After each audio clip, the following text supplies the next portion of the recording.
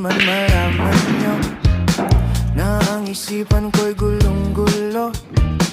Nagtatanong kung susundan ko siya, dahil ang puso ko ay nabihag niya. Alam mo bang minamahal ko siya, at tunay ang aking nadarama.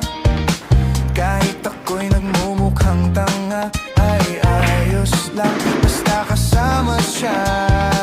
Kahit sabihin pa ng iba, nababaliw na akong talaga.